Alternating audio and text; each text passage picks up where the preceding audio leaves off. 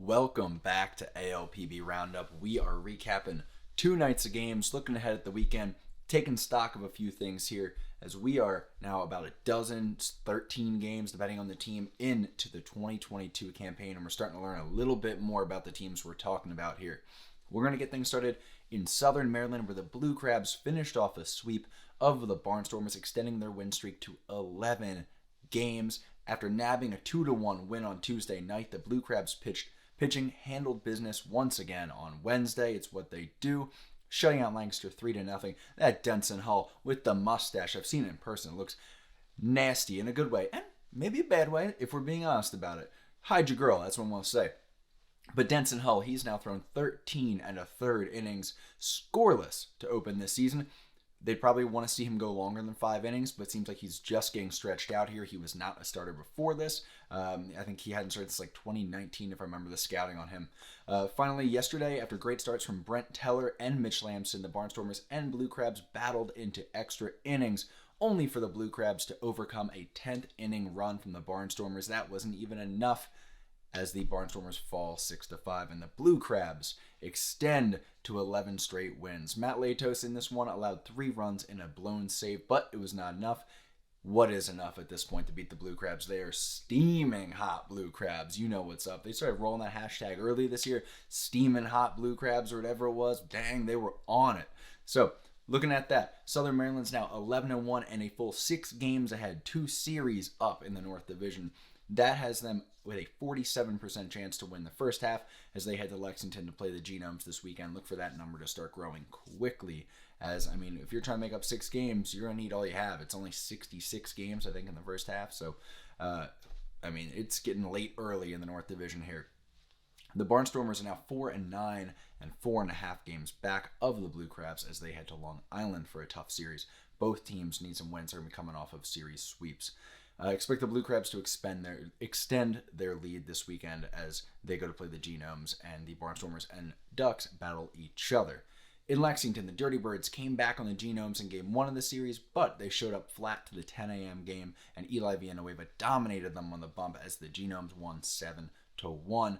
The Genomes continued to win a back-and-forth game last night, and they've now won 2 in a row after snapping their 8-game losing streak. New additions Carlos Castro and Wellington Dotel are looking like good additions to stabilize the struggling Genomes offense.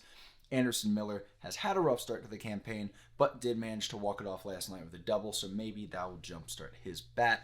The Genomes, they're 4-9, sitting 7 games out of first in the South. They'll need to bring their best against the Blue Crabs this weekend. Charleston 7-6, and the squad is 4 games behind in the South Division. They'll face a challenge of their own, taking on the Legends this weekend. After being shut down by Gastonia pitching on Tuesday, York walked off Gastonia in 10 innings on Wednesday. However, Gastonia smashed 11 runs in a 14-batter, 28-minute top of the 3rd inning on their way to a 12-7 win over York. Austin Nicely's tough season continues. Hate to see that. In fact, York still has had a tough season, like their whole pitching staff, boasting a 58 ERA plus to this point. The offense struggled too, by the way. They have a 76 OPS plus, but they looked a little bit better the past couple games. York is 8 games behind Southern Maryland in the North. They'll bring their 3-9 record against the Rockers this weekend, which does not bode well for them, particularly on offense, where the Rockers have been hot on the mound. Gastonia leads the Rockers by 1 game in the South, currently holding a 31% chance to win the first half. Tough break, by the way. They'd be up 5.5 games in the North already. They're up 1 because the Rockers are chasing them. Keep an eye on the lack of parity in the South and North Division. That's going to cause some chaos if it continues when it comes to the playoff scenarios with wild card spots and division winning spots. It's going to be a little weird, like the way the Rockers, with almost the best record in the league, missed the playoffs last year. Now, Gastonia, they're going to make their way to Staten Island this weekend, look for that to be a big opportunity for them to extend their lead in the division, keeping momentum going. Now, High Point just swept the Ducks, which has huge implications for both teams, even here in the early going.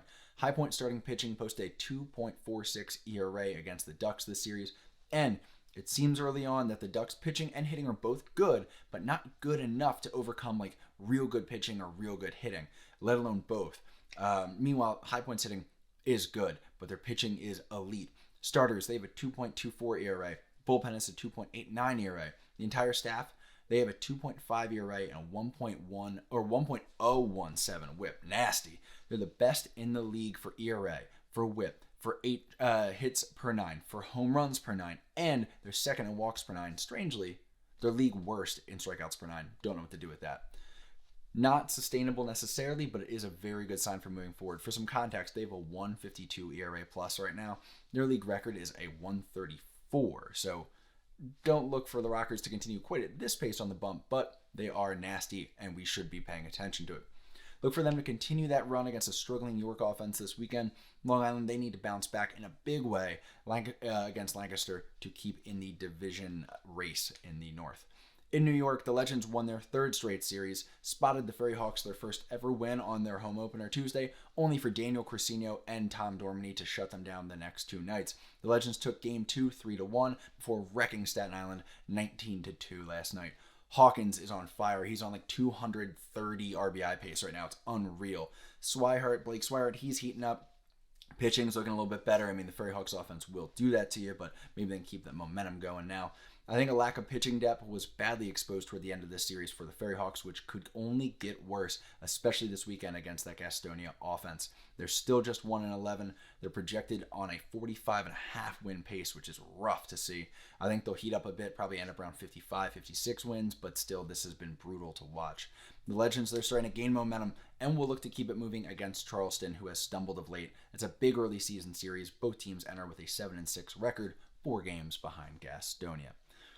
I'm Ryan of the ALPB Roundup. We got a weekend full of baseball to watch. I'm going to get out of here, get this thing uploaded, and we can hang out, have some drinks, and watch some Friday night baseball. Check us out on Twitter. Check us out on Instagram. Y'all have a good one.